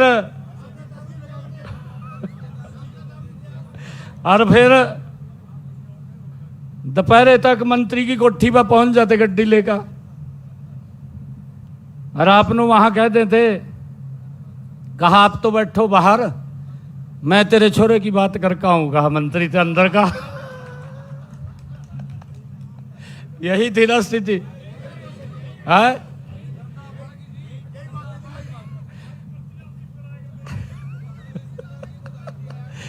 इब हम बाहर बैठे रहा थे, इब उस व्यक्ति का तो, क्योंकि वो तो उसका वो था चमचा दलाल,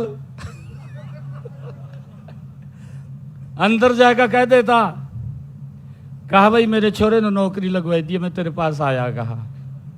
और थन्नू आएगा बाहर कह देता, कहा तेरे छोरे की बात होगी, कहा नौकरी लग जाएगा, कहा। ये स्थिति थी। और फिर जनते को कह देता, कहा श्याम होगी, कहा यो अंग्रेजी वाला ठेका ठेका।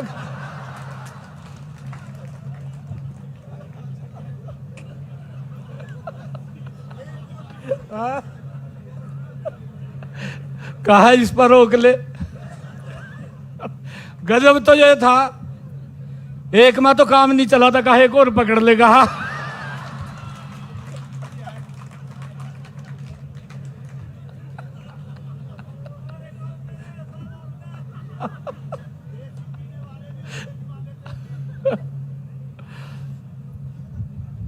और उसमें भी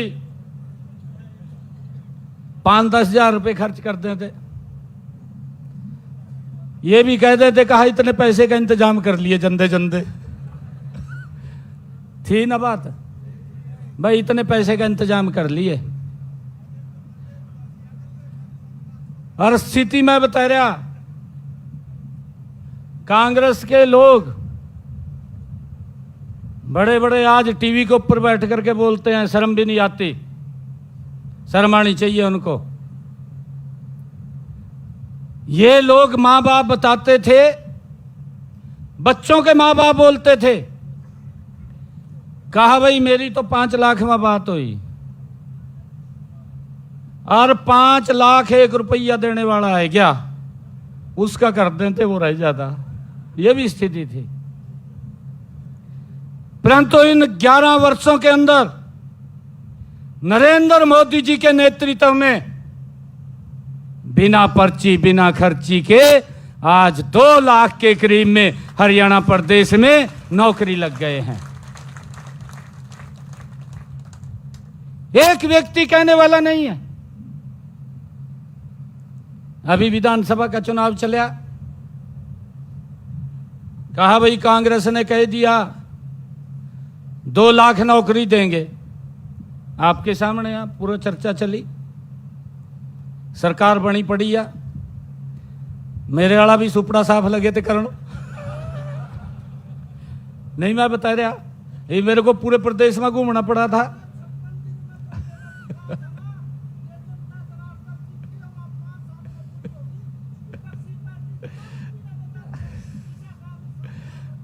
वही रहेंगे, वही रहेंगे, वैसी और रहेंगे।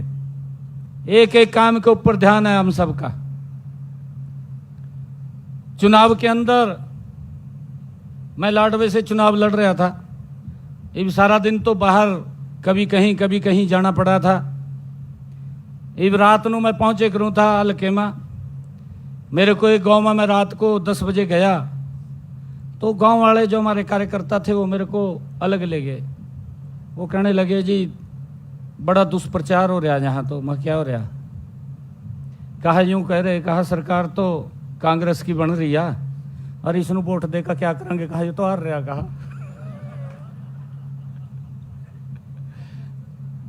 मैं ले गया भाई ये तो काम खराब हो रहा। बगा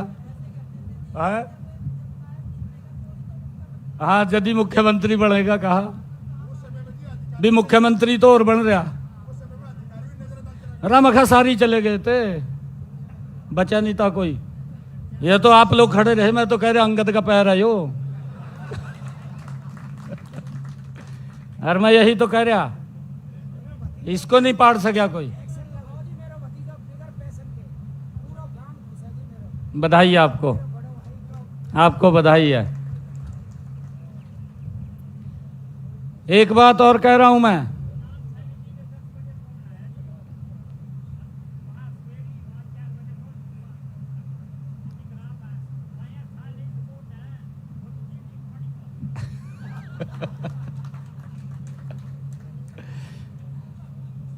आप लोग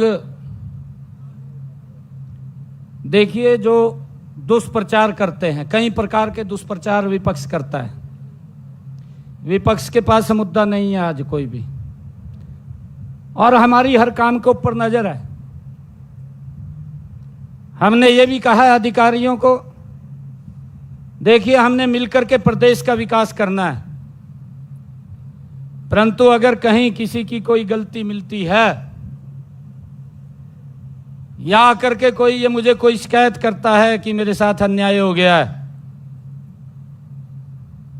आज प्रदेश का किसी भी कोने से जो बात ये कहता है कोई व्यक्ति कि मेरी कहीं सुनवाई नहीं कर रहा, मैंने कहा कि उसकी सुनवाई अधिकारी करेगा और सम्मान से करेगा। हमने प्रदेश का विकास करना है। अगर कहीं पर किसी की कोई लेगली बरती गई तो मैं भाई किसी की नहीं मानूंगा, मैं कार्रवाई हो जाएगी, तुरंत कार्रवाई कर दूंगा।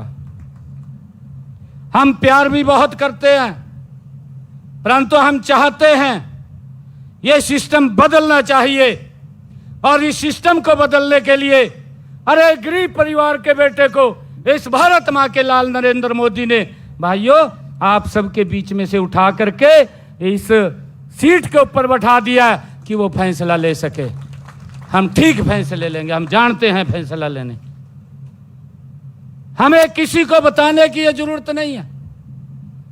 कुछ लोग बोल रहे हैं, वो लोग बोलते हैं कहा ये डम्मी मुख्यमंत्री है। अरे मैं डम्मी मुख्यमंत्री नहीं हूं। 48 विधायक जीत करके भारतीय जनता पार्टी के कमल के फूल के ऊपर हरियाणा प्रदेश के लोगों ने दिए हैं। अरे डम्मी तो आप लोग हैं जिसको आप अपनी सीट भी नहीं बचा सके। ये आपके क्रियाकलाप हैं। आप इस प्रकार की भाषा बोल करके अरे हरियाणा प्रदेश के लोगों का अपमान करना चाहते हैं। क्या बोल रहे हैं? हम जानते हैं, हमें मालूम है कि हमने हरियाणा प्रदेश को किस गति से आगे बढ़ाना है। हमारी पूरी नजर है। और आज हरियाणा प्रदेश के अंदर बिना भेदभाव के आज गति से काम हो रहे हैं, बिना भेदभाव के। और मैं आपको बताना चाहता हूं, अभी मेरे पास बच्चे आए, मेरे को कहने लगे कि सीटेट का पेपर करा दो, काफी लंबा समय हो गया। मैंने कहा हो जाएगा। मैंने बुला करके बड़ी एक बैठक, मैंने डेट तय कर दी, 20 डेट तक हमने रजिस्ट्रेशन करना है। और भाइयों हमारे ही तो बच्चे हैं, सीटेट का पेपर देने आएंगे, हमारे बच्चे हैं, हरियाणा प्रदेश के बच्चे हैं। 14 लाख बच्चों ने रजिस्ट्रेशन किया है, 14 लाख।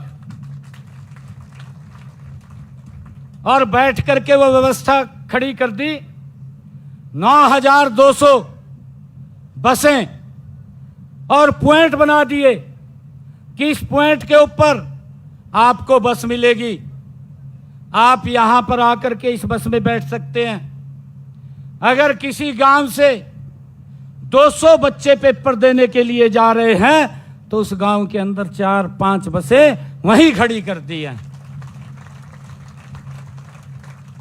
किसी बच्चे का कोई 5 पैसा नहीं लगेगा।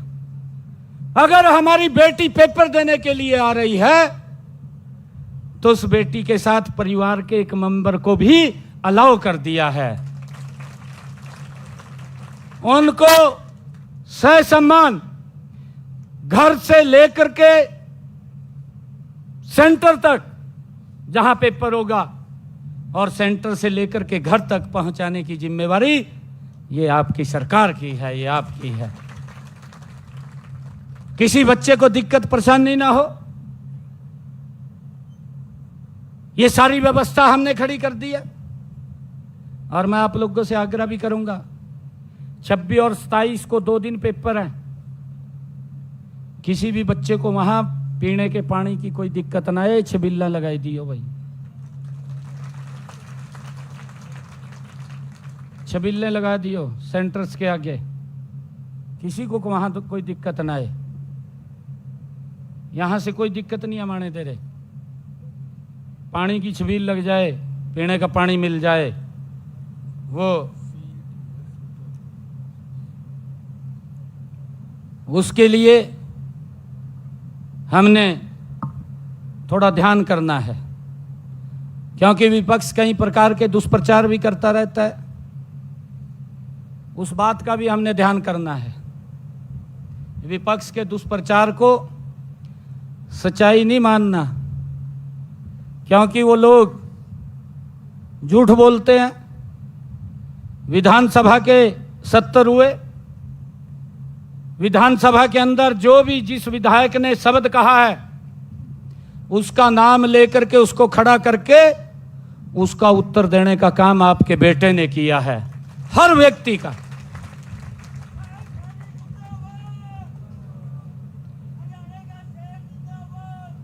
जवाब नहीं आया, किसी के पास जवाब नहीं आया। तथ्यों से बात करते हैं।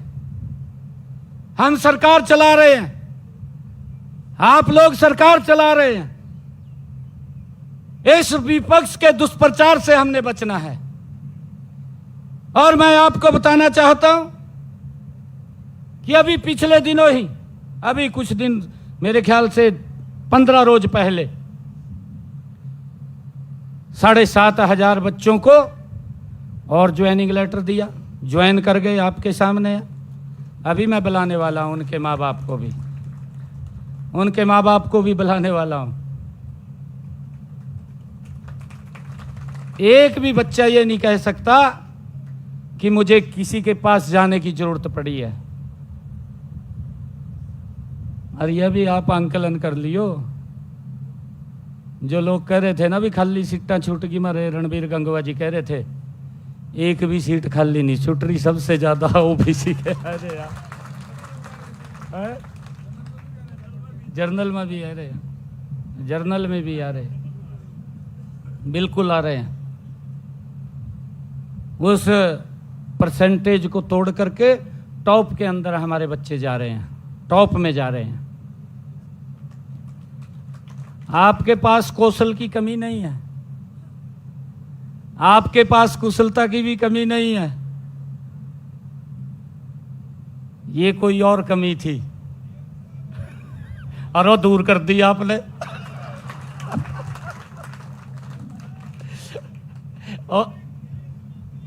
वो तो दूर कर दी, मैं तो कह रहे आपने। वो आप लोगों ने दूर कर दिया।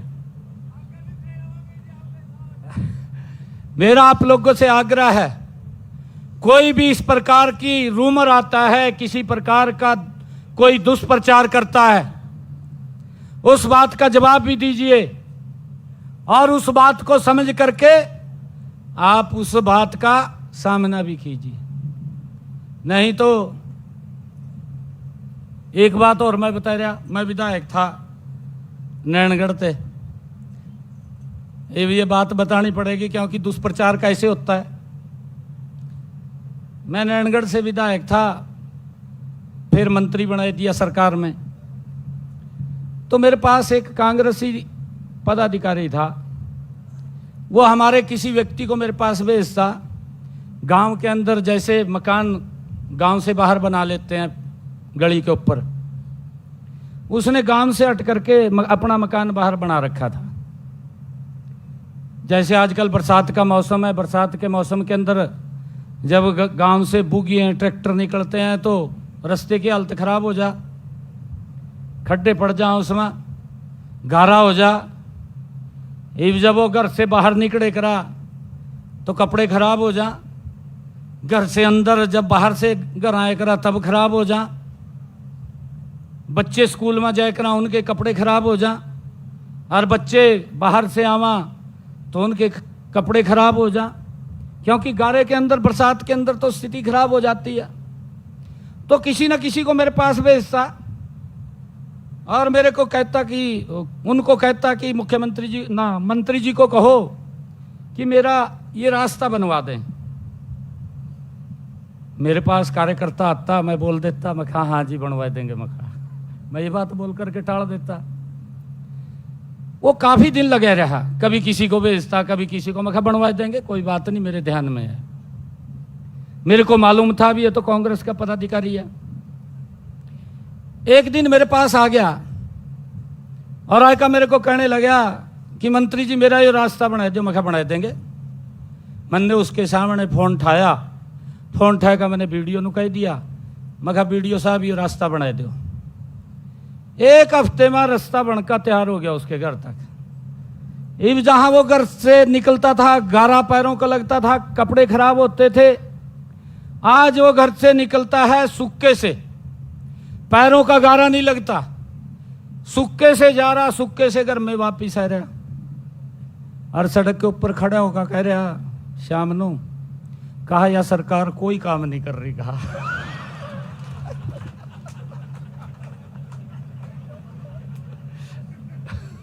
कैसा दुष्प्रचार करते हैं। कहा या सरकार कोई काम नहीं कर रही। कहा भाई तेरी गली बन गई है, ता गारे वालू जाता, तेरा गारा दूर कर दिया, कर दिया ना कर, और भी कर दो कांग्रेसियों का गारा दूर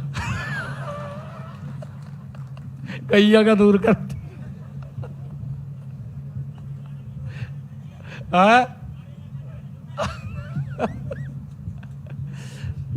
इस प्रकार का ये लोग दुष्प्रचार करते हैं।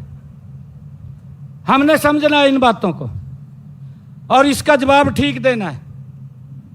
अरे आपका बेटा हूं, आपका भाई हूं, कोई गलत काम नहीं होगा, कोई भी नहीं होगा।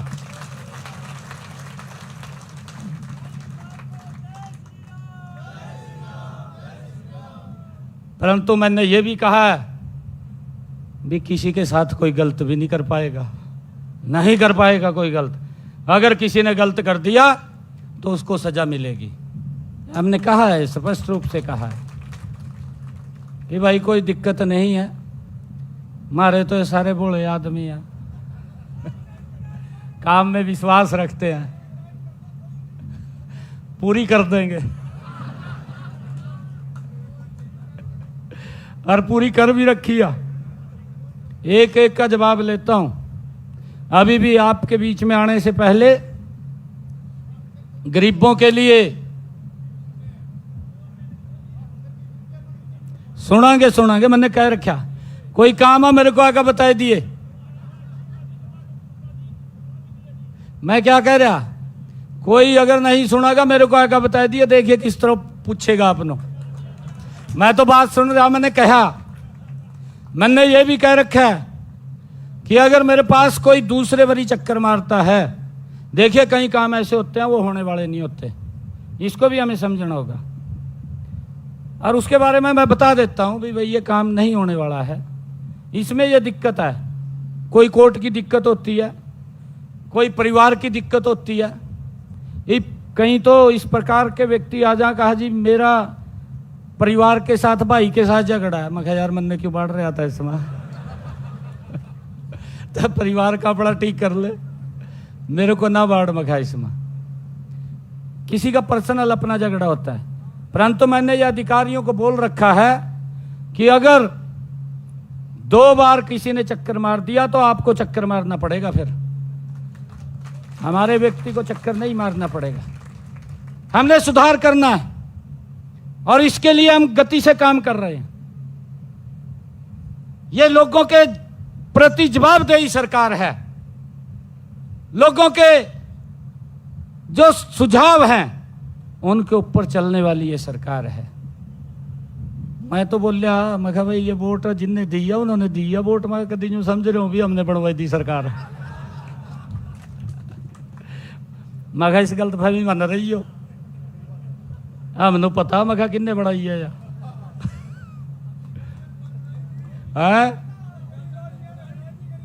बिल्कुल। फिर और मैं यही बात कह रहा था, अभी सारा ठीक हो जाएगा। अभी तो हम इलेक्शन मोड में थे, क्योंकि पहले अपना विधानसभा का चुनाव था, फिर दिल्ली का, फिर ये स्थानीय निकाय के चुनाव आ गए। अभी मैं तो 2-3 महीने से ही फ्री हुआ हूँ और अब दबाव भी रहते हैं कि मुख्यमंत्री जी मेरे यहाँ आ जाए। सामाजिक कार्यक्रम होते हैं उसमें भी बाहर जाना पड़ता है, यहाँ भी समय देना पड़ता है। फिर लोग मिलने वाले भी आते हैं, चाहे मैं सवेरे 8 बजे मिलूँ या रात के 12 बजे मिलूँ, तो मैं अवश्य मिल करके तब फिर मैं अगला काम करता हूँ। अगर 12 बजे भी मैं लास्ट बार मिल रहा हूँ तो तब भी मुझे 2 बजते हैं। और सवेर को आपके सामने या फिर किस टाइम में मिलता हूँ, सवेरे फिर मिलता हूँ। और ये नहीं है कि एक दिन का काम है, ये मल्टीपल काम है, हर रोज का काम है। तो आप सबका मैं दिल से बहुत बहुत धन्यवाद करता हूँ। और जो बातें रणबीर गंगवा जी, मदन चौहान जी और रामचंद्र जांगड़ा जी ने कही हैं,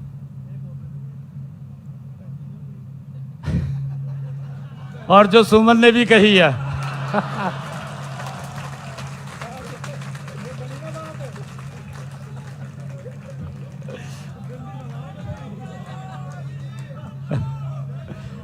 पहले पूरा साथ हूं मैं।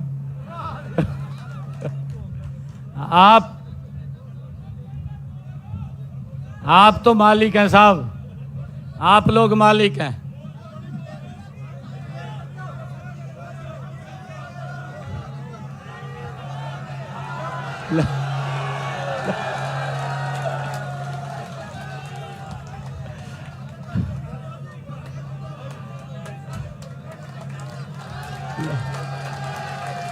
समझ में नहीं आई मेरे।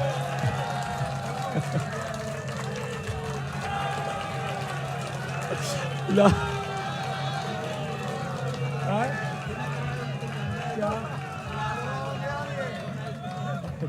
अच्छा अच्छा,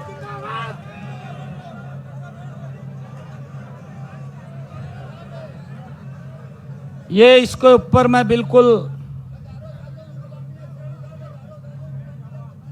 नहीं, मैं एक मिनट, समय आने दे।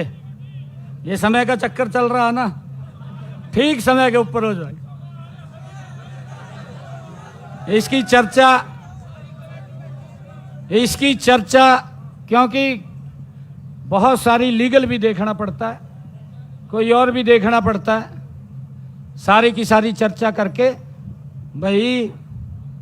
अभी रणबीर गंगवा जी भी कह रहे थे, फिर रामचंद्र जांगड़ा जी ने भी कहा अभी 60% है। अपना रणबीर गंगवा जी भी कह रहे थे भी 50% है। हमारे मदन चौहान कह रहे थे 42% है। ये तो इब्जा हम उसी दिन तय करेंगे भी कितने परसेंट है। ये डेट बताएंगे आपको।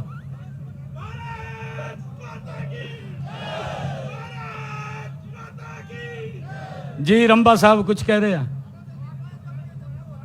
60% कह रहे रंबा साहब। जी कर देंगे, आपकी भावना के साथ हूं। इसको एक सिस्टम से करेंगे। आप सबका मैं दिल से धन्यवाद करता हूं और मुझे खुशी है कि पूरे प्रदेश में, कल मैं जुलाना में था। जुलाना के अंदर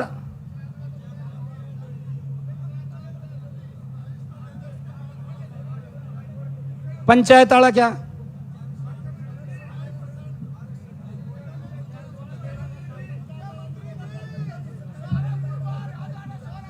ये चेक करा लूंगा मैं, चेक करा के कर देंगे। कई चीजें हैं देख करके,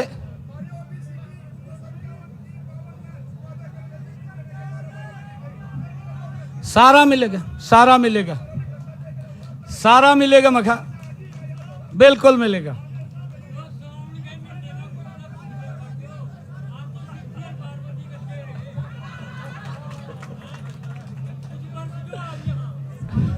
क्या करना है बताओ मेरे को।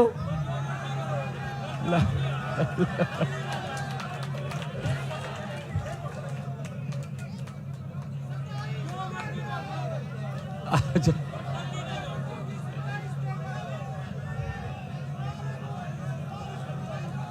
जितना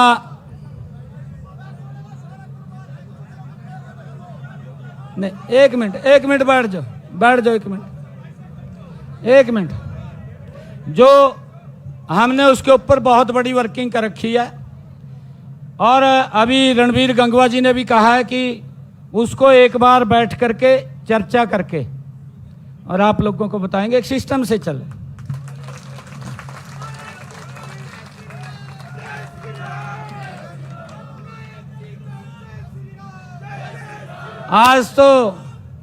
आज आप लोगों को मैंने, क्योंकि धन्यवाद आप लोगों का करना था, आप लोग मालिक हैं, आपने इतनी मेहनत की है, आपने वो पसीना बहाया है और पसीना बहा करके नरेंद्र मोदी जी के नेतृत्व में हरियाणा में नॉन स्टॉप तीसरी बार आपने सरकार बनाई है।